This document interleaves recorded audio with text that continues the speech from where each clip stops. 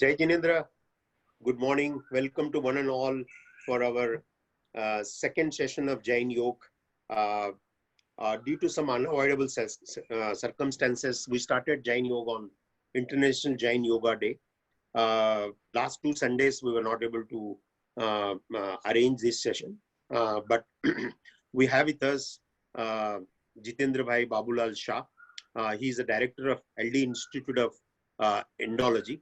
As per our knowledge, probably what I know a little bit of Jain Yoga, he's one of the most knowledgeable person in this space.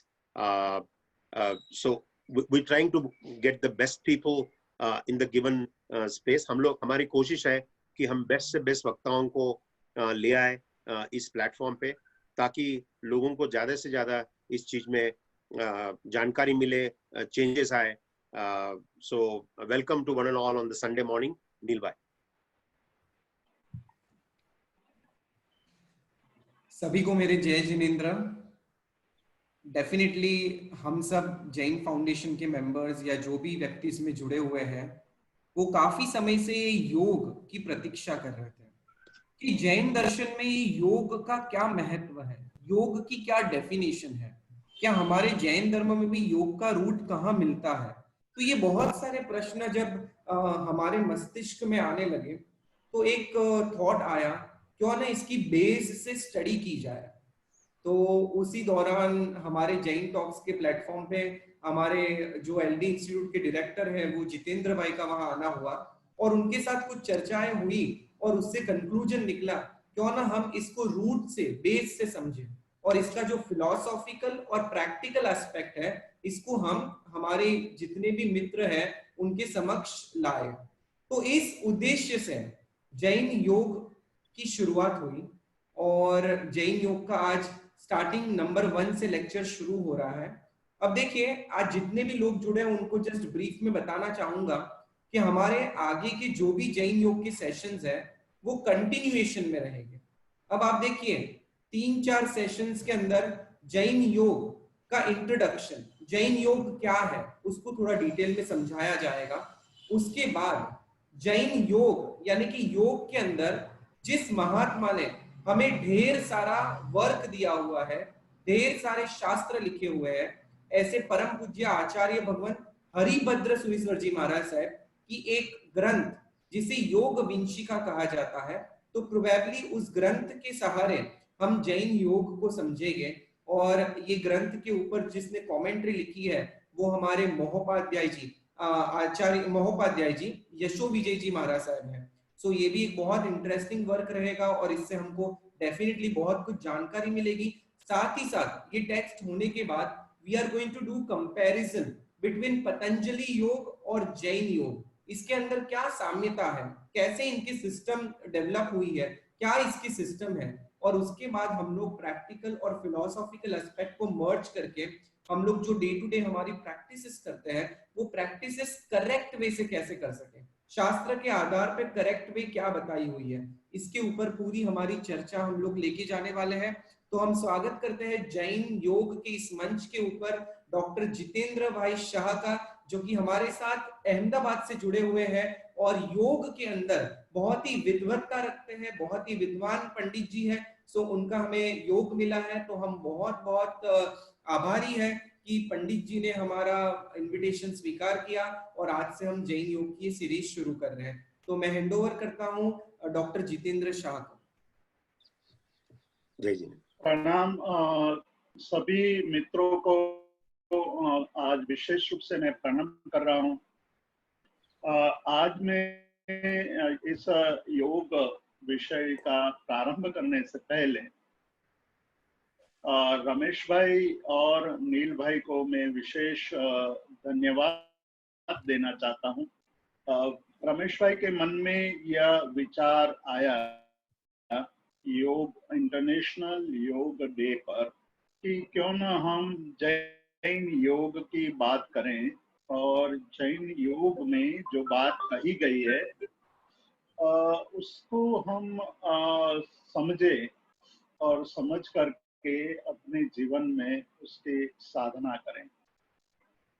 Jain धर्म में जैन होने के नाते और जैन कुल में जन्म पाने के पश्चात हम छोटी मोटी क्रियाएं प्रतिदिन करते हैं, किंतु हमारी क्रियाएं योग के अनुसार है या शास्त्र में जो बात कही गई है उसके अनुरूप हम क्रिया कर रहे हैं या नहीं, वो एक बहुत बड़ा प्रश्न है।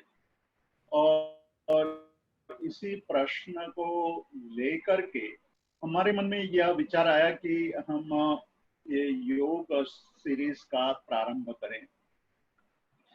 जैन योग का मतलब है कि जैनाचार्यों द्वारा या जैन तीर्थंकरों ने अपने जीवन में साधना करके जो नवनीत पाया और उस नवनीत के द्वारा हमें एक मार्ग दिखाया, उस मार्ग का हमें जो बोध करना है वही जैन योग है। मतलब जैनाचार्य या तीर्थंकरों के द्वारा दर्शाया गया जो एक मार्ग है, उस मार्ग को हम जैन योग कहते हैं। हालांकि यहाँ एक बात हमें मन में बहुत स्पष्ट रूप से ध्यान में रखने योग्य है कि योग मात्र, वो कोई भी योग हो, जैन योग हो या वैदिक योग हो या बौद्ध योग हो, सभी योगों का लक्ष्य, परम लक्ष्य मोक्ष है, मोक्ष की प्राप्ति करना है। और जब तक मोक्ष की प्राप्ति नहीं होती है तब तक हमें सुख का अनुभव हो और हमें शांति का अनुभव हो। यह योग का लक्ष्य है। योग से प्राप्त होने वाले जो हमें लाभ है वो यही है। तो योग का लक्ष्य और योग की लाभों की बात जब निकलती है तो चलती है, तो ये बात मन में स्पष्ट है कि सभी मार्ग मतलब भारत के तीनों धाराओं का मार्ग एक ही है, मार्ग भिन्न है लेकिन उसका लक्ष्य एक ही है। ये बात हमें ध्यान में रखकर चलना है। और दूसरा, जब हम ये बात करेंगे, जैसे नील भाई ने हमें बताया कि इस योग का एक पूरा कार्यक्रम सीरीज चलेगी, उसका लंबा कार्यक्रम चलेगा। एक ग्रंथ पर हम स्वाध्याय भी करेंगे और योग की परंपरा को हम समझने की कोशिश करेंगे। योग की जो बातें हैं जैन धर्म में बड़ी ही रोचक है और बड़ी ही सरल होते हुए भी अपने आप में बहुत ही महत्वपूर्ण है। 21 जून पूरे विश्व में योग डे के रूप में मनाया जाता है। इंटरनेशनल योग डे के द्वारा विश्व ने यह प्रस्तापित कर दिया है कि योग एक महत्वपूर्ण विषय है और उसको जानना चाहिए। उसके ज्ञान से, उनके बोध से, उसके आचरण से हमें लाभ होता है। आज विश्व में अनेक योग गुरुओं ने योग का शिक्षण प्रशिक्षण देने का प्रारंभ किया और आज पूरे विश्व में योग एक बहुत बड़ा बिजनेस भी बन चुका है। इतना बड़ा बिजनेस, हर एक देश में योग के अलग अलग इंस्टीट्यूशन चल रहे हैं, पैसे लोग कमा रहे हैं। हम उस बिजनेस की बात नहीं करना चाहते हैं, लेकिन ये बिजनेस की बात के जरिए में एक और बात आपके सामने लाना चाहता हूं कि आज का युग है वो यह दर्शाता है कि मानव कितना अधिक त्रस्त हो चुका है, दुखी हो चुका है, वो सुख की खोज कर रहा है। इसलिए योग, जो भारत देश का योग जो एक निशुल्क सिखाया जाता था, उसके लिए कोई पैसे नहीं लेना चाहता था, पैसा नहीं देना पड़ता था। हमारे योगी जिज्ञासुओं को निशुल्क योग का शिक्षण देते थे और ये मानते थे कि ये हमारा कर्तव्य है। लेकिन आज स्थिति पूरी बदल चुकी है और उस स्थिति की चर्चा भी यहाँ हम नहीं करेंगे। लेकिन स्थिति यह है कि मानव, आज पूरे विश्व में मानव दुखी है और उस दुख से मुक्त होने के लिए वह योग के शरण में जा रहा है। हमें यहाँ हमारे दुख की भी समालोचना करनी पड़ेगी कि हमें किस किस प्रकार के दुख हैं। सबसे पहला दुख हमारा जो हमें बोध हो रहा है वो शारीरिक दुख है, शरीर में उत्पन्न होने वाले दुख, जिसको शारीरिक दुख कहा गया है। शारीरिक दुख मनुष्य के शरीर में उत्पन्न होने वाले रोग है। और आज हमारे खान पान और रहन सहन इतने बिगड़ चुके हैं कि रोग को उत्पन्न होने में देर नहीं लगती है और धीरे धीरे वो रोग शरीर में फैलता जा रहा है। उसमें योग की क्या भूमिका हो सकती है वो हमें देखना है और योग की भूमिका के द्वारा शारीरिक रोगों की मुक्ति कैसे हो सकती है वो हम इस सीरीज में भी देखेंगे कि एक प्रकार से हमारे जो शारीरिक रोग हैं उसको हम योग द्वारा उस पर विजय प्राप्त कर सकते हैं। तो एक तो शारीरिक दुख है, दूसरा मानसिक दुख है, मन के दुख, मन के अंदर उत्पन्न होने वाले दुख। आज मन के दुखों की इतनी ज्यादा भरमाल, मतलब एक श्रेणी शुरू हो गई है हमारे सामने। जैन धर्म ने मन के विभिन्न भावों को शुभ और अशुभ में विभाजित करके अशुभ भावों को विकार के रूप में और विकार यानी मनोगत रोग के रूप में दर्शाया है। तो मन के अंदर जब हमारे क्रोध आता है, मोह उत्पन्न होता है, माया होती है, कपट करते हैं, लोभ आता है और हम लोग एक अहंकार करते हैं, ये सारे मन में उत्पन्न होने वाले विकार है और उसी को रोग की स्थिति कही है। स्वस्थ मन में हमेशा समत्व भाव रहता है। समत्व भाव यानी समता का भाव, शांत भाव। जब शांत भाव होता है तो ये सारे विकार हमें परेशान नहीं कर सकते हैं और उस परेशानी धीरे धीरे मन के अंदर चिंता, निराशा, हताशा, पीड़ा, ऐसे मनोविकारों को बढ़ावा देती है। तो ये जो मनोविकार है बाद में जाकर के यदि हमने उस पर काबू नहीं पाया, हमने उस पर विजय नहीं प्राप्त किया, तो वही मनोविकार बाद में आगे चल करके शरीर में रोग के रूप में हमें दिखाई देते हैं। तो मन वो स्थान है जहां हमारे ऐसे रोग उत्पन्न होते हैं और धीरे धीरे वो शरीर तक पहुंचते हैं।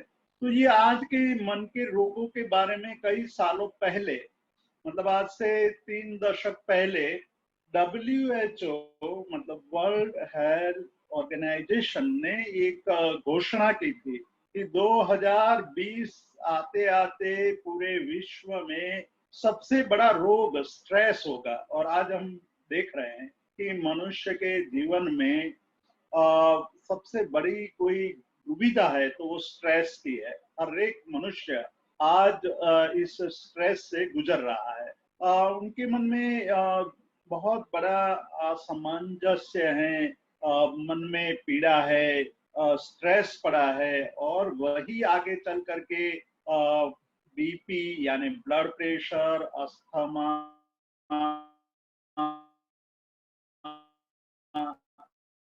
या हार्ट, हमारा मानसिक रोग है। उस मानसिक रोग की बात भी हमें अपने ये योग के द्वारा किस प्रकार उस पर विजय प्राप्त कर सकते हैं उसकी हम बात करेंगे।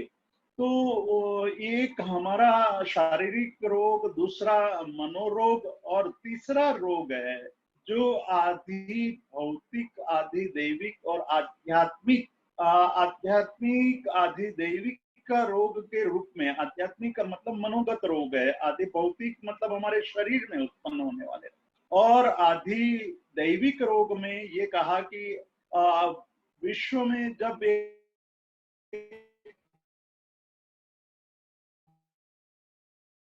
बहुत बड़ी महामारी आती के या अतिवृष्टि के प्रसंग आते हैं और उसके कारण हम दुखी होते हैं, वो आधि दैविक प्रकार की पीड़ा है। इन तीनों पीड़ाओं में योग हमें किस प्रकार से लाभ करता हो सकता है, हमें किस तरह से हमारे जीवन को संरक्षित करता है, उसकी चर्चा हम आज करेंगे। और योग का जो प्राथमिक और प्रारंभिक स्वरूप है उसका एक परिचय करेंगे कि जैन धर्म ने योग को किस तरह से प्रस्तुत किया है।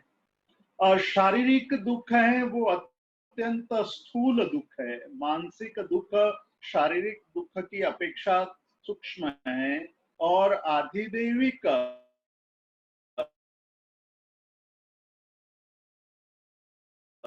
जो बहुत बड़े जन समूह को संक्रमित करता है या उसमें प्रभावी, जिसकी चर्चा अभी आज हम नहीं करेंगे, है या जो पीड़ाएं हैं, व्यथा है, उस व्यथा को मिटाने के लिए हमारे पास बाहर कितने औषध हैं, मतलब मेडिसिन कितनी उपलब्ध हो रही है, उस मेडिसिन से हमें कितना लाभ होता है, और उसके द्वारा हमें क्या और भी लाभ होने की बजाय नुकसान भी होता है कि नहीं, ये भी हमें सोचना है। और उसके द्वारा हमें आगे बढ़ करके ये देखना है कि यदि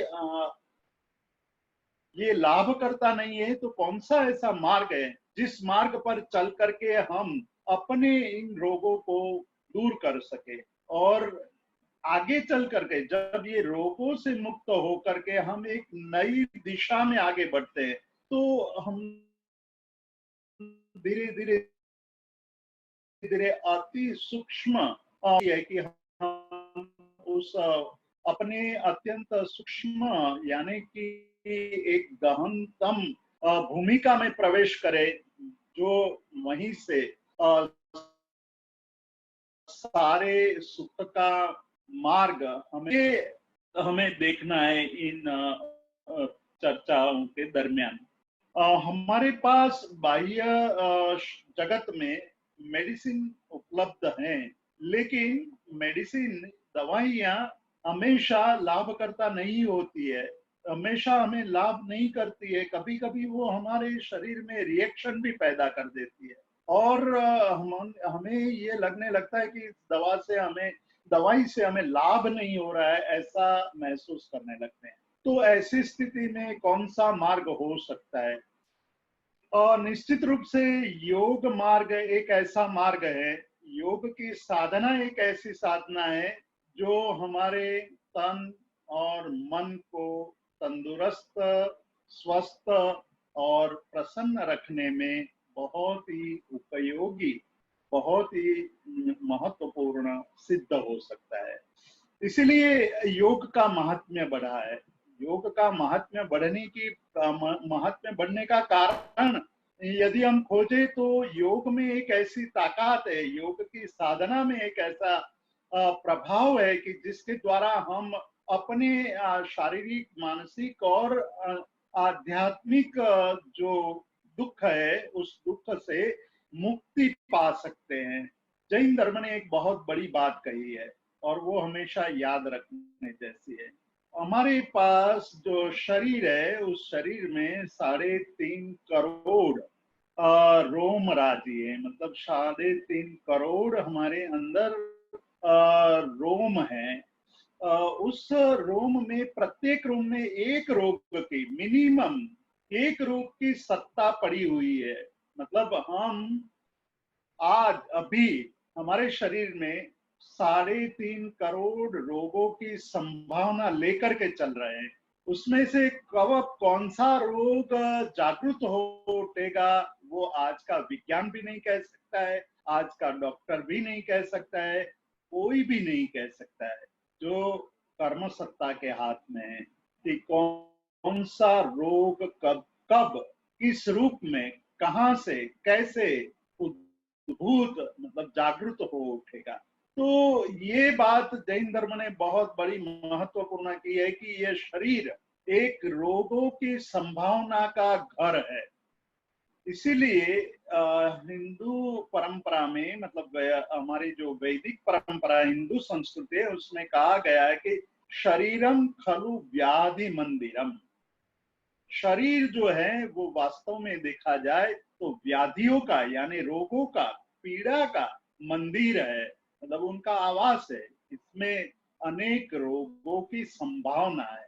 मतलब ये बात हमें डराने के लिए नहीं कही गई है, हमें सावचेती रखने के लिए कही गई है, हमें सावधान करने के लिए कही गई है कि यदि आप सावधान नहीं रहे तो आपके शरीर के अंदर जो रोगों की संभावना है वो तुरंत जागृत हो उठेगी।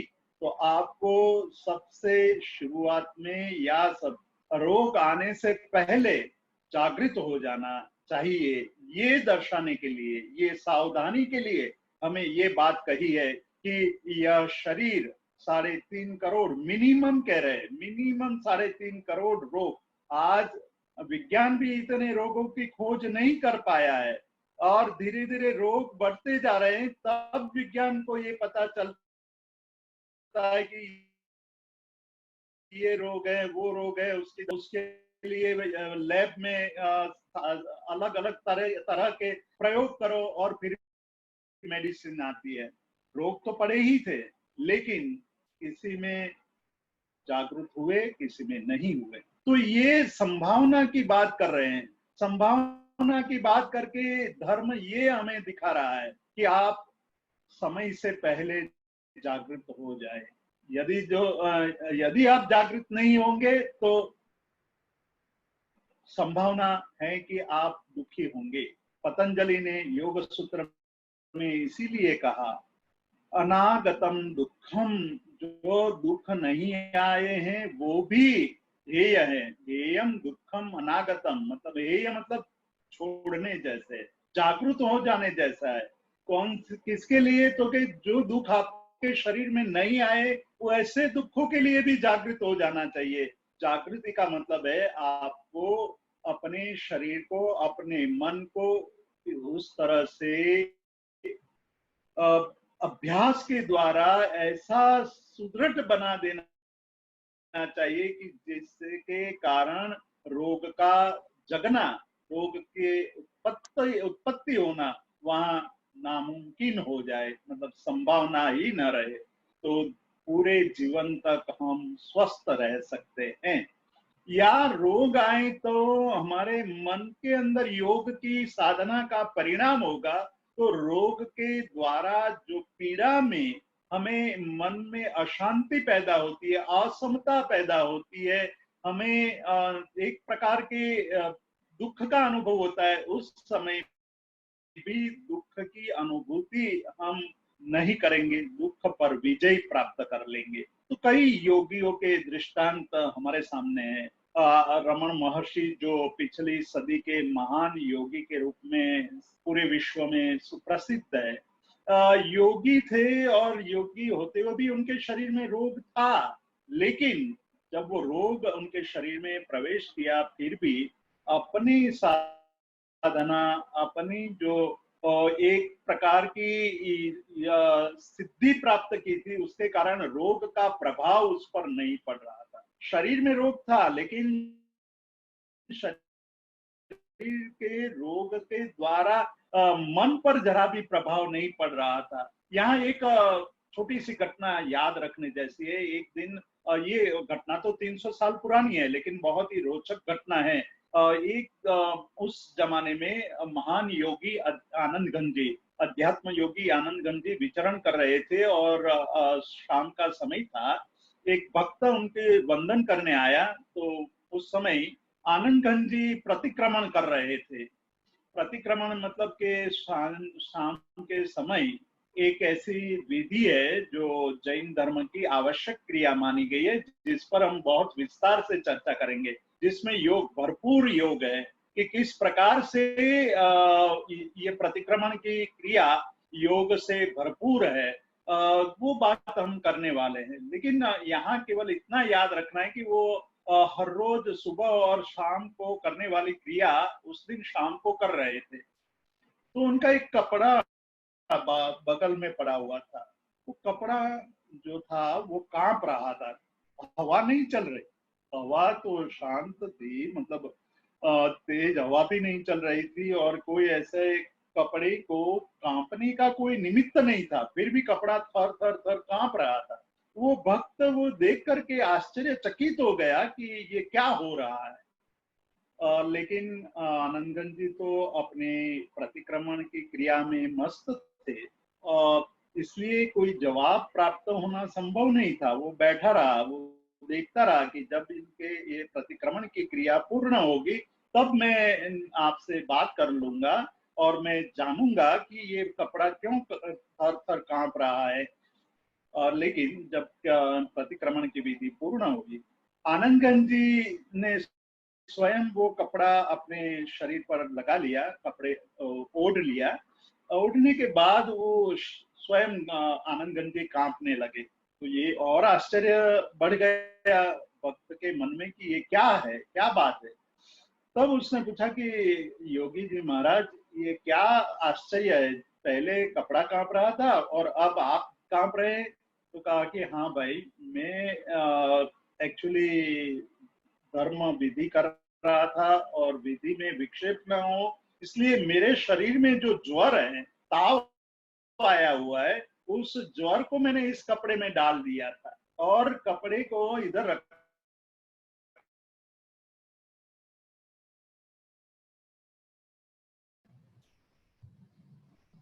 था। जब तक मैं अपने रोग को भी निकाल करके बगल में रख।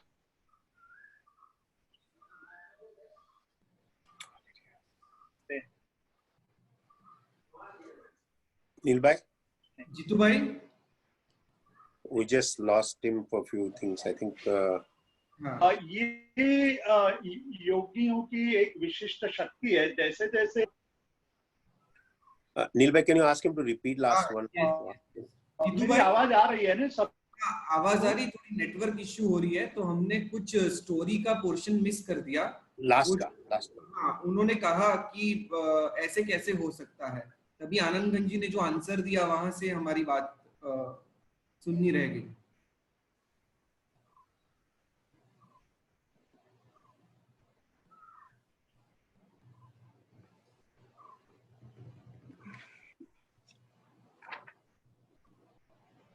जीतू भाई,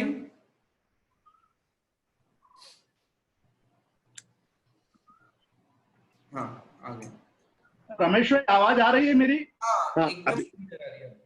हाँ, तो लास्ट क्या चल रहा था? आपको कहाँ तक सुनाई दिया?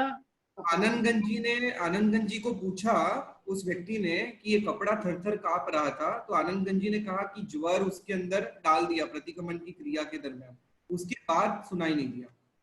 हाँ, तो ये योगियों में योग करते हुए विशिष्ट शक्ति उत्पन्न होती है और उस शक्ति के द्वारा वो परमाणुओं पर इतना विजय प्राप्त कर लेते हैं कि शरीर की कोई भी क्रिया को उस परमाणुओं में आरोपित कर सकते हैं।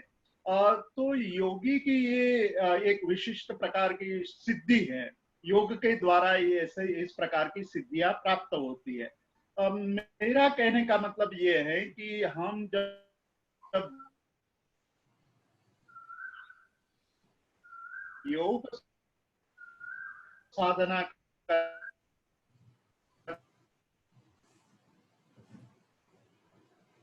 हैं, तो योग साधना करने के द्वारा हमारे शरीर के रोग का घर है, हमारा मन यदि रोग का आवास स्थान है, तो हमें आवाज आ रही है ना मेरी? हाँ, नील भाई, आवाज आ रही है? आ रही है।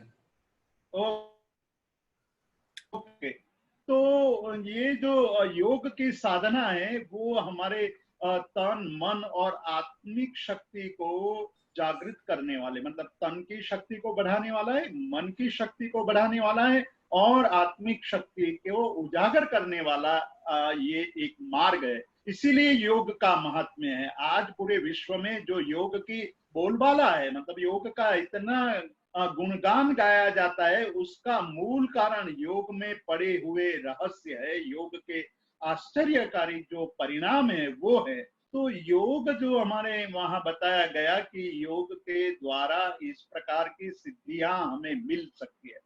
जैन धर्म में योग के साधना, ये सारी बातें होते हुए भी कभी ये नहीं कहा गया। जैन धर्म की एक विशेषता, यहाँ से हम जैन योग की क्या विशेषता है वो हम देखना चाहते हैं। और बहुत ही बड़े अच्छे ढंग से ये दर्शाई गई है कि आदमी, मनुष्य जो है वो हमेशा एक मन के अंदर एक लालच पड़ी हुई होती है कि हमें कुछ मिले, कुछ मिले, हमें सिद्धियां मिले, हमें धन मिले, हमें पद मिले, प्रतिष्ठा मिले। वो लालसा पड़ी हुई होती है और लालसा के पीछे जब भागने लगता है तो वो लालसा उनको उस तरह से फंसाती है कि वो कभी भी उसमें से मुक्त नहीं हो पाता है। लालसा एक ऐसी स्वरूपवान कन्या जैसी है कि उसके मोह में यदि फंस गया कोई युवान तो वो कन्या उसको उन अपनी जो अपना जो सकंजा है उसमें से मुक्त नहीं होने देती है। उसी प्रकार लालसा में यदि कोई फंस जाता है तो लालसा से मुक्त नहीं हो सकता है। तो ये एक बात जैन धर्म ने बहुत स्पष्ट कर दी कि योग करोगे तो सिद्धि तो मिलेगी, लेकिन सिद्धि के लिए योग में नहीं करना है। सिद्धि के लिए यदि योग करोगे तो सिद्धि के अंदर फंस जाओगे। मतलब सिद्धि, थोड़ी सिद्धि मिलेगी तो भी आप ये मानने लगोगे कि मुझे जो योग से प्राप्त करने योग्य है वो प्राप्त मैंने कर लिया। पर जैन धर्म ये कहता है कि सिद्धियां जो भी है वो तो एक माइलस्टोन है। आपको इतना ही उससे समझना है कि आप सही रास्ते से आगे बढ़ रहे हैं, लेकिन उस माइलस्टोन को यदि आपने पकड़ लिया तो आप अपने डेस्टिनेशन तक कभी भी नहीं पहुंच पाओगे। आप देखिए कि भगवान महावीर ने जब साधना का प्रारंभ किया, 12.5 साल तक साधना की, वो योग की ही साधना थी। योगों को उन्होंने इतना ज्यादा अपने आप में मज लिया था कि उनके अंदर मैत्री भाव का इतना ज्यादा, इतना मेरु शिखर तक का एक सिद्धि हासिल कर ली थी। मतलब मैत्री का मेरु शिखर उन्होंने सर कर लिया था। मैत्री का मेरु शिखर मतलब अपने अणु अणु में, अपने शरीर के एक एक परमाणु में मैत्री भाव को उन्होंने उजागर कर लिया था। इसीलिए जब चंड कौशिक ने दंश दिया तो उनके शरीर में से सफेद रंग का खून निकला। ये आश्चर्य की बात है। लेकिन आप देखिए कि एक माता होती है, उस माता के शरीर से जब बच्चा पैदा होता है तो उनके स्तन से दूध पैदा हो जाता है, क्योंकि माता का बच्चे के प्रति वात्सल्य भाव है। और जब वात्सल्य भाव तीव्र बनता है तो अपने शरीर में खून से दूध बनने लगता है। तो भगवान महावीर के मन में जीव के प्रति एक इतना मैत्री भाव पैदा हो चुका था कि एक भी जीव उनके मैत्री के क्षेत्र से बाहर नहीं था। तो योग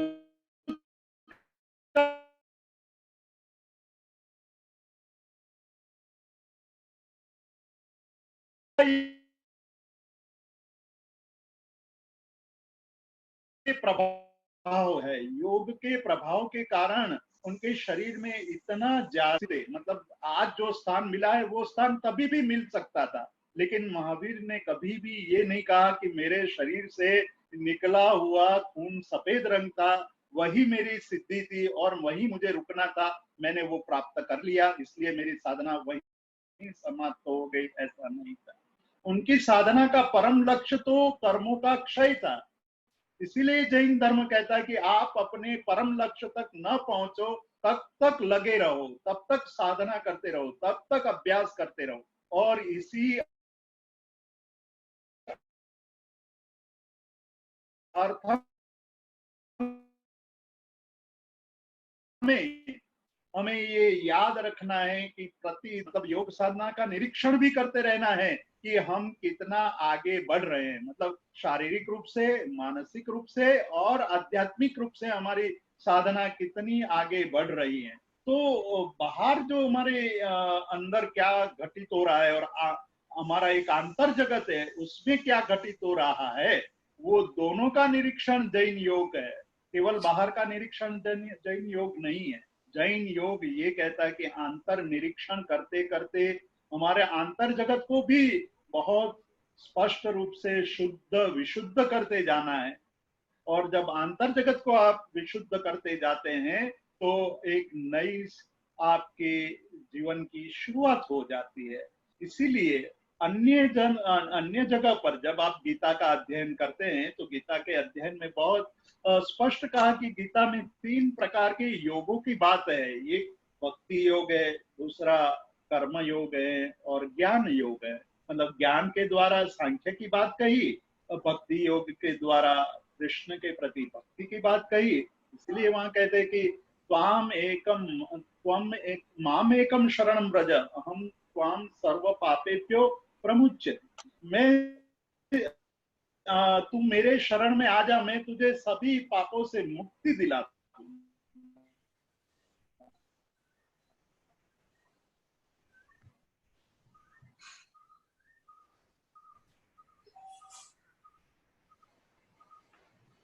ज्ञान युग में ये कहा कि भाई यदि आप कर्मण्यवाधिकारस्ते मा फलेषु कदाचन, मतलब आप कर्म करते रहिए लेकिन कर्म के फल की अपेक्षा मत रखिए। तो यहाँ कर्मयोग और ज्ञान योग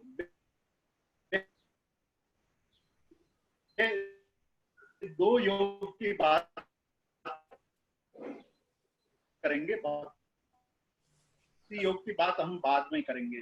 जो कर्म योग है और दूसरा ज्ञान योग है। तो ज्ञान योग और कर्म योग दोनों की आवश्यकता है। जैन धर्म ये कहता है कि जैन योग में ये सारे योग एक साथ जोड़ दिए गए हैं और उसके जुड़ान के द्वारा आप एक विशिष्ट प्रकार की साधना के क्षेत्र में प्रवेश करते हैं। और जो साधना के क्षेत्र में प्रवेश करता है उसको अंदर से परम शांति का अनुभव यही होने लगता है। मतलब मोक्ष की अनुभूति, मतलब मोक्ष में जो सुख की अनुभूति होने वाली है वो अनुभूति उनको यही होने लगेगी। हालांकि यहाँ की अनुभूति क्षणिक होगी या अल्पकालीन हो सकती है। मोक्ष की अनुभूति सदाकाल की है, लेकिन मोक्ष में किस प्रकार का अनुभव होने वाला है उसका अनुभव उनको यहाँ हो सकता है। किसके द्वारा? योग की साधना के द्वारा। कैसे योग की साधना? तो कहा कि ज्ञान योग और क्रिया योग।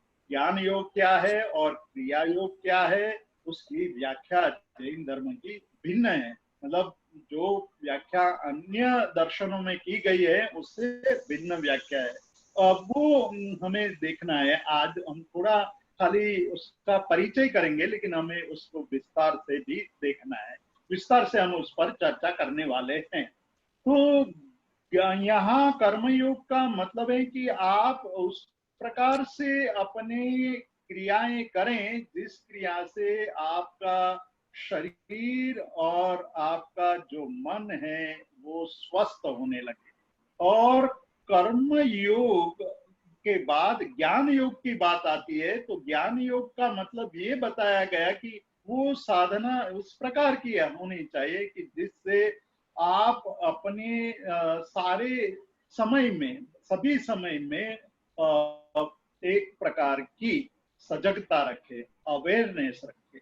अवेयरनेस आएगी और जब अवेयरनेस आ जाएगी तो आप स्वयं कर्मों से मुक्ति पा लेंगे। तो ज्ञान योग और कर्म योग की जो बात जैन धर्म में कही है वो अन्य धर्मों की अपेक्षा भिन्न है। मतलब शब्द तो वही के वही है, शब्द का प्रयोग वही का वही है, लेकिन उसका जो रहस्य है या उसकी जो साधना है वो भिन्न प्रकार की है। वो भी हमें देखनी है, हम देखेंगे।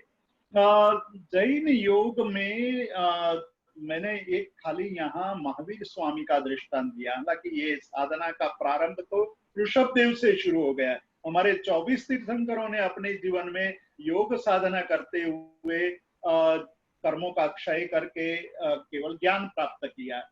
ये प्रश्न जो इस बात की चर्चा करते हुए एक जैन योग को समझने के लिए बहुत ही महत्वपूर्ण बात है, उसको हमें यहाँ समझनी चाहिए और उसको याद रखनी चाहिए। बहुत सरल बात है, लेकिन जैन योग में प्रवेश करने के लिए बहुत आवश्यक है। स्वयंभव सूरी जो महावीर स्वामी भगवान के निर्वाण के बाद करीब 100-150 साल बाद हुए, बहुत बड़े पंडित थे, याज्ञिक थे, यज्ञ करवाते थे, लेकिन संयोग से वो जैन साधुओं के संपर्क में आए और दीक्षित हो गए। जब दीक्षा ली तब उनकी पत्नी सगर्भा थी, प्रेग्नेंट थी, और वो दीक्षा लेकर निकल गए अपनी साधना के लिए।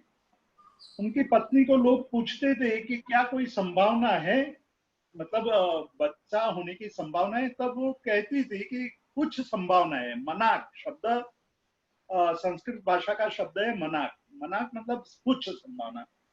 ये कुछ शब्द बार बार यही जवाब देती थी, लेकिन समय पूर्ण होते 9 महीने होते ही बच्चा जन्म लेता है, तो लोगों ने उसको मनक मनक करके, क्योंकि उनकी माँ मनाक मनाक करती थी, तो लोगों ने उसका नाम ही मनक कर दिया। एक दिन जो माँ को एक शंका थी वही हुआ। वो नहीं चाहती थी कि बेटा कभी उनके पिताजी के बारे में पूछे, इसलिए बहुत सावचेती से उनका पोषण कर रही थी। लेकिन एक दिन शेरी के बच्चों ने उनको पूछ ही लिया कि तुम्हारे पिताजी कौन है, क्यों नहीं दिखाई देते हैं। तो वो घर आकर के अपनी माँ को पूछता है। बाद में वो अपने पिता का खोज करते करते अपने पिता जो साधु बने उनके पास पहुंच गया। पिता ने तो पहचान लिया कि ये मेरा बेटा है, लेकिन बेटा नहीं पहचान पाता है कि ये मेरा पिता है। और पिता ने देखा कि ये बच्चे का भावी मतलब आयुष्य बहुत कम है और उतने दिनों में उनको मुझे आत्म साधना करवानी है, इसलिए उन्होंने आगमों का सार जो था वो आगमों का सार निकाल करके बच्चों को सिखाया। बहुत ही रोचक है। उसमें ये बात कही है उन्होंने एक बात कही कि किस प्रकार से हमें चलना चाहिए, किस प्रकार से बैठना चाहिए, किस प्रकार से खाना चाहिए, किस प्रकार से बोलना चाहिए, किस प्रकार से उठना चाहिए। तो उसका जवाब उन्होंने एक ही शब्द में दिया कि जयम, यतना पूर्वक, मतलब अवेयरनेस। तो योग के द्वारा हमारे वहां अवेयरनेस पैदा होती है, और जब अवेयरनेस आ जाती है तो कहते हैं कि जयम चरे जयम तिथे जयम आसे जयम सये जयम भाषंतो गुंजंतो पावम कम्मम न बंदई। मतलब यदि आदमी अवेयर हो जाए, उनमें जागृति आ जाए, तो फिर खाना खाए या ना खाए, बोले या ना बोले, या मतलब बैठे या उठे या सोए, कुछ भी करे, तब भी पाप कर्म का बंध नहीं होता है।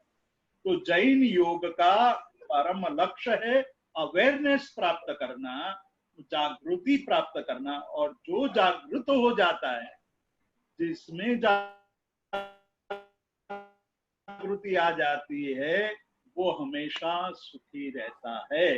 जो योग का परम लक्ष्य है, योग की साधना का लक्ष्य है हमें सभी प्रकार के स्वास्थ्य को प्राप्त करना है। स्थूल दृष्टि से देखें और सूक्ष्म दृष्टि से देखें तो आत्मिक स्वास्थ्य को प्राप्त करना है। तो वो आत्मिक और स्थूल और सूक्ष्म सुख को प्राप्त करने की जो बात कही है, वो जैन योग में एक अलग ढंग से हमारे सामने रखी। लेकिन उसका मूल लक्ष्य तो यही बताया कि आपको अवेयरनेस क्रिएट करनी है, और जैसे जैसे अवेयरनेस क्रिएट होती जाएगी, सघन बनती जाएगी, तो आपके लिए कुछ भी मुश्किल नहीं है। सुख अपने अंदर ही है। सुख आप स्वयं अपने आप में अनुभव करने लगेंगे। तो ये बात जैन योग बताता है। इसीलिए जैन योग में सिद्धियों की बात गौण कर दी, साधना की बात को ज्यादा महत्व दिया। प्रतिक्रमण की बात कही, लेकिन प्रतिक्रमण के द्वारा जो लाभ प्राप्त होता है उसकी चर्चा गौण कर दी। उन्होंने कहा कि सिद्धियों के पीछे नहीं भागना है। योग में सिद्धियों की बात की, योग ने कहा कि जैसे जैसे आप साधना करते जाओगे, साधना करते करते अणिमा, महिमा, गरिमा, प्राप्ति, प्राकाम्य, ईशित्वम, वशित्वम, ये सारी अष्ट सिद्धियां प्राप्त हो जाएगी। मतलब आप अपने शरीर को एकदम हल्का बना सकेंगे, आप अपने शरीर को एकदम भारी बना सकेंगे, आप अपने शरीर को आकाश में उड़ा सकोगे, आप शरीर को एक जगह से दूसरी जगह तीव्र गति से भेज पाओगे। ये सारी सिद्धियों की बात कही। और जो हठ योगी है वो उसी में फंस गए और सिद्धि को प्राप्त करने की कोशिश करने लगे। जबकि जैन धर्म में कहा कि ये सारी सिद्धियां तो व्यर्थ है। एक बार रामकृष्ण परमहंस के पास एक योगी आया। रामकृष्ण परमहंस अपने नदी किनारे, गंगा जी के किनारे बैठे हुए थे और उस समय वो योगी गंगा जी पर चल करके, मतलब पानी ऊपर चलते, जल पर चल करके रामकृष्ण परमहंस पर के पास आया, उसको प्रणाम किया। वो योगी को ये था कि मेरी ये सिद्धि को देखकर रामकृष्ण परमहंस बहुत खुश हो जाएंगे और मुझे कहेंगे कि आप बहुत बड़े योगी है। लेकिन रामकृष्ण परमहंस न खुश हुए न उसकी प्रशंसा की। तो उस योगी ने पूछा कि आपको कोई आश्चर्य नहीं हुआ? तो कहा नहीं, कुछ भी आश्चर्य नहीं हुआ, क्योंकि आपने एक पंछी या एक मछली से ज्यादा कोई काम नहीं किया। आपने जो सिद्धि प्राप्त की है वो एक मछली में जो सिद्धि है या एक पंछी में जो सिद्धि है उससे अधिक कुछ नहीं कर दिखाया है। हमें जो मनुष्य जन्म मिला है वो तो बहुत बड़े ऊंचे उद्देश्यों के लिए मिला है। तो जैन धर्म यही बात कहता है कि इस जन्म में हमारे लक्ष्य बहुत ऊंचे होने चाहिए, हमारी साधना ऊंचे लक्ष्य को प्राप्त करने के लिए होनी चाहिए। और वो ऊंचा लक्ष्य उन्होंने बहुत स्पष्ट कर दिया पहले से ही कि सम्यक दर्शन, सम्यक ज्ञान और सम्यक चारित्र, ये तीनों का मेल यानी तीनों का समूह जब हो जाएगा, तीनों एक दूसरे में मिल जाएंगे, तभी ये हमारी साधना सघन बनेगी और सिद्धि, हमारा जो लक्ष्य है, डेस्टिनेशन है, वहां तक पहुंच जाएगी। हमें उसको एक और ढंग से सोचना चाहिए, जैन योग को एक और ढंग से सोचना। कई लोग ये कहते हैं कि केवल श्रद्धा से काम निपट जाएगा, श्रद्धा को योग मान लो। मतलब एक श्रद्धा यानी भक्ति, भक्ति को योग मान लो। परमात्मा में परम भक्ति हो गई तो हमें मोक्ष मिल जाएगा। तो ये बात कुछ अंश तक सही है, मिथ्या नहीं है, लेकिन संपूर्ण सही नहीं है, सर्वांश संपूर्ण भी नहीं है, आंशिक सत्य है उसमें। कुछ लोग ये कहते हैं कि श्रद्धा बद्धा तो काम की नहीं है, श्रद्धा से क्या मिल सकता है, मैं यहाँ बैठे बैठे श्रद्धा करूंगा तो क्या मिलेगा? ज्ञान चाहिए, ज्ञान से सब कुछ मिलेगा। और जब ज्ञान सघन हो जाएगा तो मुक्ति अपने आप मिल जाएगी, ये कुछ लोगों का मानना है। वो ज्ञान योगी होते हैं, ज्ञान को महत्व देते हैं। जैन दर्शन कहता है कि पंडित के पास जो ज्ञान है वो बहुत ऊंचा ज्ञान है, लेकिन पंडित में जो ज्ञान है वो और ज्ञानी में जो ज्ञान है उसमें अंतर है। तो हमें यहाँ भेद कर दिया कि पंडित में ज्ञान है लेकिन वो केवल इंफॉर्मेटिव नॉलेज है, उसके जीवन में आचरण में लाने वाला ज्ञान नहीं है। जबकि ज्ञानी में जो ज्ञान है वो आचरण में लाने वाला ज्ञान है। तो ये भेद पड़ जाता है ज्ञानी और पंडिताई में। मतलब एक प्रोफेसर ज्ञानी हो सकता है, एक प्रोफेसर बहुत बड़ा जानकार हो सकता है, लेकिन साधक नहीं हो सकता है। एक साधक थोड़े का ज्ञान से भी आगे निकल सकता है। तो यहाँ दूसरी बात कही कि केवल ज्ञान से भी नहीं चलेगा और केवल चारित्र मतलब केवल आचरण से भी नहीं चलेगा। बहुत बड़े तप तप तप करते रहो और कुछ करो ही नहीं तो भी काम नहीं सिद्ध होगा। तीनों का समन्वय यानी हमें इसको एक और ढंग से भी सोचना चाहिए कि ये मान लो कि तीनों को हम 100 मार्क्स देते हैं, तो तीनों को 3 भाग में विभाजित करेंगे तो श्रद्धा को 33% मिलेगा, ज्ञान को 33% मिलेगा और चारित्र को 33% मिलेगा। तो एक 33% से मोक्ष नहीं मिलेगा, तीनों 33-33 का हमें समूह करना पड़ेगा। मतलब श्रद्धा भी चाहिए, ज्ञान भी चाहिए और चारित्र भी चाहिए। तो उसकी बात हम योग, जैन योग में करेंगे कि ये तीनों का समन्वय जैन धर्म ने जैन योग में किस प्रकार से किया है, केवल ये एक कपोल कल्पना नहीं है कि सम्यक दर्शन ज्ञान चारित्राणि मोक्ष मार्ग कह दिया तो मोक्ष मार्ग मिल गया, या ये सूत्र रट लिया तो मोक्ष मार्ग मिल गया, या मतलब ये एक कहने की बात है, वो नहीं है। कई लोग ये कहते हैं कि तत्वार्थ सूत्र का पाठ कर लो, हर रोज एक बार पूरा तत्वार्थ सूत्र का पाठ कर लो तो एक उपवास का फल मिलेगा। तो ये एक उपवास का फल तो स्थूल लाभ है, लेकिन जब तक आप उसके रहस्य को जीवन में उतारोगे नहीं, तब तक आपको जीवन के परम रहस्य तक पहुंचने की सिद्धि प्राप्त नहीं होगी। तो इसीलिए जैन योग हमेशा जब भी बात करेगा तो ये तीनों को जोड़ करके चर्चा करेगा, तीनों को जोड़ करके बात करेगा। ये कोई भी क्रिया इन तीनों के बिना आपको कहीं भी नहीं मिलेगी। इसीलिए हमें ये बात को हमेशा याद रखनी है कि जैन योग का भी सम्यक दर्शन, सम्यक ज्ञान और सम्यक चारित्र में पड़ा हुआ है, और वहीं से शुरू होता है। मोक्षेण द्वयेन और जोगो कह करके वहां अटक नहीं जाते। हरिभद्र सूरी योग शतक में, हम तो योग विंशिका की बात करेंगे, लेकिन योग शतक में एक बात कर रहे हैं आचार्य हरिभद्र सूरी कि मोक्षेण द्वयेन और जोगो तो हमने कह दिया, लेकिन मोक्षेण द्वयेन और जोगो, मोक्ष को हमें जोड़ने वाला जो योग है वो कैसे मिलेगा? वो तो सम्यक दर्शन ज्ञान चारित्र से ही मिलेगा। तो सम्यक दर्शन ज्ञान चारित्र ही सही अर्थ में मोक्ष को जोड़ने वाला रास्ता है, मोक्ष तक पहुंचाने वाला रास्ता है। तो जैन योग का जो प्रारंभ होता है या उसका बीज है, वो सम्यक दर्शन, सम्यक ज्ञान और सम्यक चारित्र है। भले ही योग का अर्थ यहाँ मोक्षेण जोगो मोक्षेण योजनात् योग किया, लेकिन उसका रहस्य ये है। अब हम आगे चलेंगे, तो हमारे पास टाइम है नील भाई, नील भाई टाइम है हमारे पास? बस ऐसे समय होने आया है, पर आप ले सकते हो कुछ, अगर 5 मिनट लेना है तो। तो मैं ये समझता हूँ कि हम लोग नया शुरू करने से पहले किसी को प्रश्न पूछना हो तो आज वहीं तक रखे, क्योंकि अब धीरे धीरे गंभीर विषय पर हम जा रहे हैं, और गंभीरता में ये पंचांग योग जैसे अष्टांग योग है, उसी तरह हम पंचांग योग तरफ जा रहे हैं। अब पंचांग योग की मैं शुरुआत करूंगा तो फिर लंबा विषय है, आज नहीं पूरा हो पाएगा। तो हम लोग यहाँ रुके, और किसी को कोई प्रश्न पूछना हो या रमेश भाई आपके मन में कोई जिज्ञासा हो तो आप हमें बताइए, तो हम फिर उसकी चर्चा आगे बढ़ाएं। जीतू भाई, जो एक कलाक का अपना क्लास चला है, मैं जितने नोट्स करते जा रहा हूँ, जितना आपने इस एक घंटे में जो हमको लर्निंग करने के लिए दिया, मुझे नहीं लगता कि मुझे कम से कम 1 महीना लगेगा इसको पूरा अपने इसमें कम से कम उतारने के लिए। इसका कितना मैं एग्जीक्यूशन करूंगा वो नहीं मालूम है।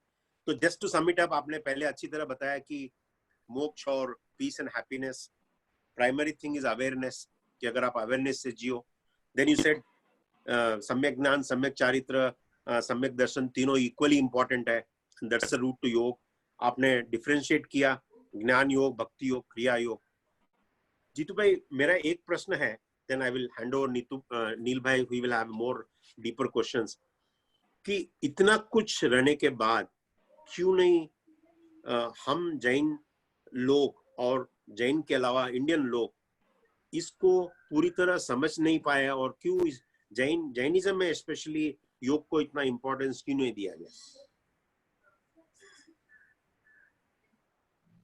योग को इम्पोर्टेंस तो दिया है, जैन धर्म में योग का महात्म्य है। आचार्य हरिभद्र सूरी, जिनभद्र गणित क्षमाश्रमण और सिद्धसेन दिवाकर सूरी, उपाध्याय यशो विजय जी, सभी ने योग की बहुत प्रशंसा, स्तुति और साधना की बात की है।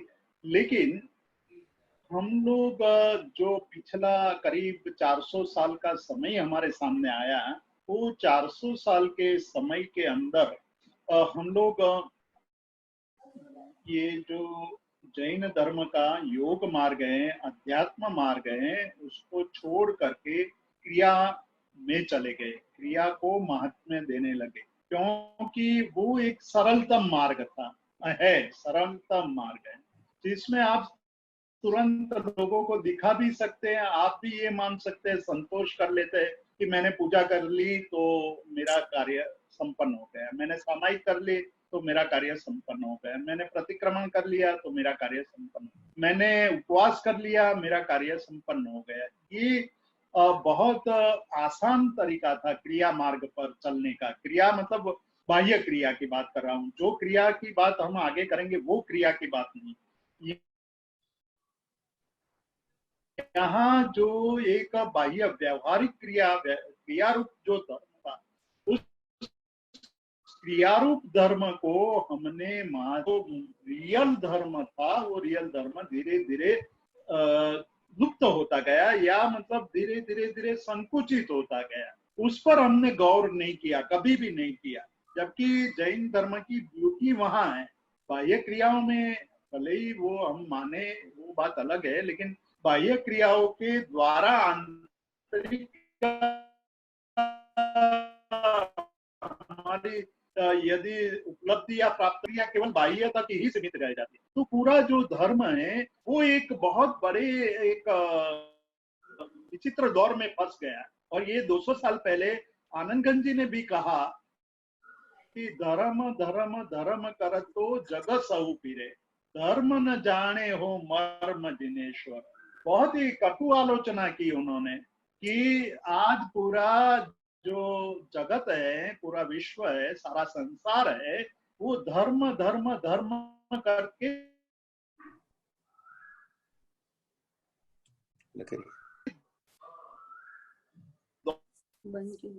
दौड़ रहा है, लेकिन धर्म का लोग उनको नहीं जानने के कारण ये प्रॉब्लम हुआ। तो हमारा जो आम जैन है वो लोग ये धर्म की व्याख्या को एक जुदी अलग ढंग से सोचने लगे, बाह्य क्रिया में धर्म मानने लगे, और उसी कारण ये प्रॉब्लम आई।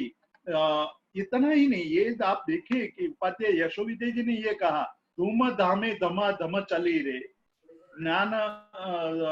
ज्ञान मार्ग लुप्त, ऐसा कुछ उन्होंने कहा है। धूम धामे धमा धम चली मतलब आज आपके लिए सबसे बड़ा प्रभावशाली कौन है? आपको पूछा जाए कि प्रभावशाली कौन है तो आप कहोगे कि भाई फलाना है, बहुत बड़े प्रभावशाली है। तो क्यों? तो कि उनके व्याख्यान की सभा में 5 लाख लोग आते हैं, इसलिए प्रभावशाली। मतलब धूमधाम जहां होती है, जहां बाजे बजते हैं, जहां नगाड़े बजते हैं, वही सबसे बड़ा धार्मिक हो जाता है। और जो ज्ञानी है, जो एक कोने में बैठा है, जो साधना कर रहा है, उसको तो आप पूछते भी नहीं है। तो ये प्रॉब्लम है हमारी, और इसीलिए हमारा योग मार्ग धीरे धीरे धीरे संकुचित होता गया और धीरे धीरे लोगों को समझ से बाहर होता गया। वेरी वेल सेड जीतू भाई। नील भाई। सो क्वेश्चंस तो बहुत सारे आए हुए हैं, पर क्विकली मैं थोड़ा समअप करना भी चाहूंगा। जीतू भाई, आपने बहुत सुंदर शुरुआत की कि जैन धर्म का जो मोक्ष मार्ग है उसे ही योग मार्ग कहते हैं, और सेशन के एंड में आपने इसको बहुत अच्छी तरह से इसका पूरा संक्षेपीकरण किया कि हमारा जो मोक्ष मार्ग है वो सम्यक दर्शन, ज्ञान और चारित्र रूपी मोक्ष मार्ग है। इसी के साथ साथ आपने एक बहुत सुंदर बात ये कही कि अगर कोई योग साधना के अंदर आगे बढ़ता है तो सहज ही ये साधना के अंदर आगे बढ़ने के कारण उनको अलग अलग सिद्धियां प्राप्त होती हैं। तो ये सिद्धियां एक पैरामीटर है कि आप सही मार्ग पे जा रहे हो, पर अगर सिद्धियों के अंदर अगर कोई लिप्त हो जाता है तो वो मोक्ष मार्ग से वंचित रह जाता है। यानी कि हमें ये सिद्धियों में लिप्त नहीं होना है, कर्म निर्जरा कंप्लीट रीत से हो जाए तब तक आगे पहुंचना है। तो इस तरह बहुत सारी आज बातें हुई, और कह सकते हैं कि आपने शारीरिक दुख के बारे में भी बात की, मानसिक दुख के बारे में भी बात की, और आत्मिक जो हमारा साध्य है उसके बारे में बहुत सुंदर बात की। यहाँ कुछ प्रश्न आए हुए हैं, मैं एक आध प्रश्न आज लेना चाहूंगा। तो इसके अंदर एक प्रश्न आया हुआ है कि हमारे योग में आसन जो आजकल योग में बहुत फेमस हो रहा है उसका रेलेवेंस क्या है? यानी कि आसन हम कहते हैं, जो पतंजलि योग में आसन कराए जाते हैं, तो वो और जैन योग इसके अंदर कैसे रेलेवेंस है? बहुत उसका महात्म्य है।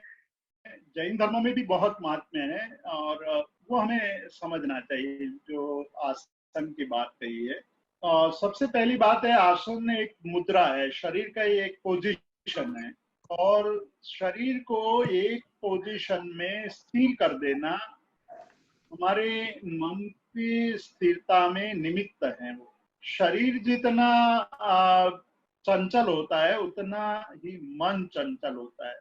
आप किसी व्यक्ति को जब वो मान लो कि एक निशाना ताक रहा है तो आप कभी भी उसको चंचल नहीं देख पाएंगे। वो जो निशाना ताक रहा है तो उस समय वो पूरा एक मुद्रा में स्थिर होगा और जब वो मुद्रा में स्थिर हो जाएगा, सभी उनकी इंद्रियां एक लक्ष्य को पकड़ के चल रही है, मन भी एक लक्ष्य को पकड़ कर चल रही है और शरीर के सारे अवयव भी उस लक्ष्य को प्राप्त करने के लिए स्थिर हो, तब वो लक्ष्य प्राप्त होता है, तब वो निशाना बराबर सही ताक सकता है। तो व्यवहार में जिस तरह से किसी को प्राप्त करने के लिए स्थिरत्व को प्राधान्य दिया गया है, उसी प्रकार साधना में भी यदि हमें मन को स्थिर करना है और कर्म की निर्जरा करना है तो शरीर को एकदम स्थिर करना पड़ेगा।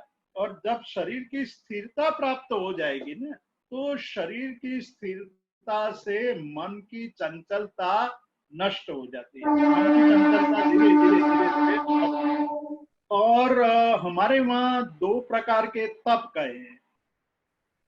तप में एक जो बाह्य तप और दूसरा अभ्यंतर तप।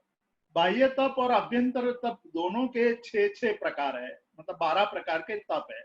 उसमें बाह्य तप है, उसमें एक काय क्लेश आता है। काय क्लेश नाम का तप है जो काया को स्थिर कर देता है।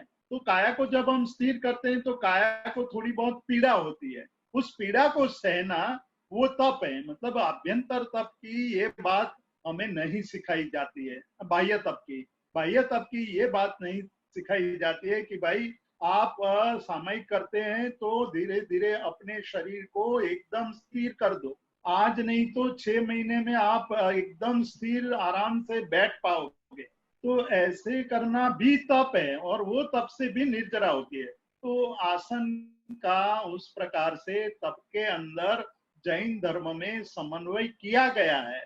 लेकिन हम तप को केवल उपवास, आइंबिल, एकासना, व्यासना तक ही सीमित कर दिया, हमने और तपों की चर्चा की नहीं।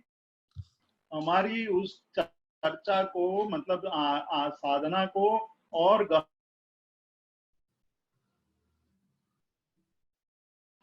कितनी छोटी छोटी सूक्ष्म बातें उसमें समाविष्ट कर दिए हैं कि आप यदि आसन में बैठे हैं तब भी तप कर रहे हैं। मतलब सामायिक में केवल आपका सामायिक रूपी तप नहीं है, काया रूपी तप भी वहां हो रहा है। मतलब निर्जरा हो रही है केवल बैठने से, पर उसकी शर्त एक ही है कि आपकी काया स्थिर हो जानी चाहिए, या आप खड़े हैं तो स्थिर खड़े रहें। तो इस प्रकार से जैन धर्म में भी आसनों को पूरा महत्व दिया गया है और साधना में उसकी आवश्यकता भी है। बिल्कुल, यानी हम ऐसा कह सकते हैं कि जैन दर्शन में जो बाह्य तप और अभ्यंतर तप बताया है और हम कहते हैं कि अभ्यंतर तप की पुष्टि के लिए बाह्य तप आवश्यक है, तो उसी प्रकार ये बाह्य तप में काय क्लेश नाम का तप है जिसके अंदर हमें आसन का समावेश किया जा सकता है।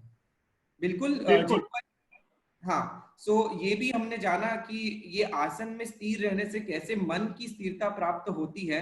बिल्कुल, यहाँ प्रश्न था तो हम लोग ये भी कह सकते जीतू भाई कि हमारे यहाँ जो आसन करने का लक्ष्य है वो लक्ष्य मन की स्थिरता और आत्मा की शुद्धि है, ना ही शरीर की स्वस्थता। नहीं, शरीर की स्वस्थता पहली है, शरीर की स्वस्थता के द्वारा मन की स्वस्थता है।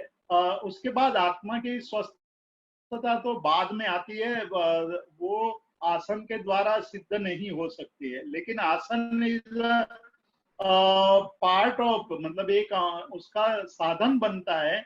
और आपका साधन यदि प्रबल हैं तो साधना आपकी प्रबल बनेगी। मतलब आपके पास एक साधन होगा। मान लो आप साइकिल से जा रहे हैं तो आपको 5 किलोमीटर का अंतर काटने में आपको 10 मिनट लग सकती है, 20 मिनट लग सकती है, 25 मिनट लग सकती है। लेकिन आपके पास स्कूटर है तो आप और ज्यादा तेजी से काटेंगे। और आपके पास कार है तो और तेजी से। तो जैसे जैसे आप शरीर को साधते हैं तप द्वारा, मतलब ये आसन द्वारा, तो आपकी जो आपका साधन है वो गतिमान हो जाता है। मतलब तेज गति से आप अपनी साधना में आगे बढ़ सकते हैं। तो शरीर एक साधन की जो क्षमता है वो क्षमता को आसन द्वारा बढ़ाया जाता है। इसलिए आसन महत्वपूर्ण है और इसी को हमारे तप में समाविष्ट किया है। जीतू भाई, मेरा एक बहुत ही बेसिक प्रश्न है। सॉरी नील भाई, रोक नहीं पाया। आपने शरीर बोला, बट मुझे अभी तक मतलब बहुत ही बेसिक है, आप समझ सकते हैं कि ये क्या प्रश्न पूछे कि मन और आत्मा में क्या फर्क है? बहुत अंतर है मन की और आत्मा की। हम बात बाद में करेंगे। ये बेसिक प्रश्न नहीं है, बहुत गंभीर प्रश्न है और वो वेद जानना भी आवश्यक है। क्योंकि हमारे वहाँ मन तक नहीं अटकना है, मन के द्वारा आत्मा तक पहुंचना है। और मन का फंक्शन क्या है और आत्मा का फंक्शन क्या है, उसका स्वरूप मतलब उसके डेफिनेशन क्या है, वो हमें समझनी पड़ेगी। तभी हम ये कह पाएंगे कि भाई मन से आत्मा तक पहुंचना है। नहीं तो मन तक ही लोग अटक जाएंगे, मन ही को आत्मा मान लेंगे। तो आज हम वो प्रश्न नहीं छेड़ेंगे। नील भाई, मैं एक आपको और रमेश भाई, मैं आपको एक बात ये कहना चाहता हूँ कि हमारे जो प्रश्न आते हैं ना, वो प्रश्न हम बाद में मुझे पास ऑन कर दीजिए। हम उसको देख करके नेक्स्ट सेशन में उसको कहीं ना कहीं हम उसका उत्तर दे देंगे, या उनको कहेंगे कि फलाने समय वो उसका जवाब आ जाएगा। क्योंकि हर एक प्रश्न का जवाब हर समय देना संभव नहीं हो पाएगा, लेकिन जिज्ञासुओं को प्रश्न उपस्थित हो उसका जवाब उसको मिलना चाहिए। तो वो हम उसका पूरा न्याय भी देंगे और पूरा हम उसका एक आयोजन करेंगे जिसके कारण हम सभी कुछ को संतोष दे सके। जरूर जरूर जरूर जीतू भाई, इसका डेफिनेटली हम एक प्लान करके करें। बिल्कुल। आज के सेशन को हम यहाँ विराम देंगे। काफी प्रश्न आए हुए हैं, पर जैसे जीतू भाई ने कहा वैसे ही उनके प्रश्नों का एक लिस्ट बना के हम लोग इसके आंसर्स कैसे प्रस्तुत किए जाए उसका पूरा प्लानिंग करेंगे। और इसी के साथ आज के सेशन को विराम करते हुए मैं फिर एक बार कहना चाहूंगा कि जैन योग हमारी कंटिन्यूस सीरीज चलेगी, जिसके अंदर हम योग को और डिटेल में समझते जाएंगे। तो इसी तरह आप जैन योग से जुड़े रहिए। अब हमारा अगला सेशन नेक्स्ट यानी कि कमिंग फ्राइडे को है। जैन टॉक का 60th सेशन है। हर सैटरडे हर फ्राइडे 7 to 8:30 जैन टॉक का सेशन रहता है। सैटरडे जैन डाइट का सेशन मॉर्निंग 9 to 10 और संडे जैन योग का सेशन मॉर्निंग 9 to 10। अगर आपके पास टेलीग्राम है तो आप टेलीग्राम के ऊपर जैन योग JAINYOG टाइप कर सकते हो और उसकी चैनल को क्लिक करते ही आप ज्वाइन हो जाओगे, जिससे आपको अपडेट्स मिलते रहेंगे। वैसे ही जैन डाइट JAINDIET उसके ऊपर आप कनेक्ट हो जाओगे तो जैन डाइट की इंफॉर्मेशन मिलती रहेगी। और JAINTALKS जैन टॉक्स के ऊपर कनेक्ट हो जाओगे तो जैन टॉक्स की इंफॉर्मेशन मिलती रहेगी। इसी के साथ जगत के सभी जीवों का कल्याण हो। जगत के सभी जीव मेरे मित्र हैं, कोई भी जीव मेरा वैरी नहीं है। ये भावना के साथ आज की सेशन को विराम देते हैं। अणु परमाणु शिव बनी जाओ, अखा विश्वनु मंगल भाव, सर्वे जीवो मोक्षे जाओ।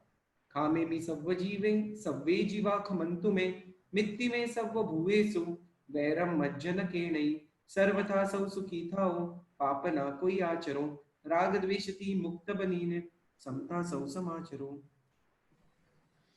जय जिनेंद्र जीतू। जय जिनेंद्र। जय जिनेंद्र। थैंक यू नील भाई। Thank you.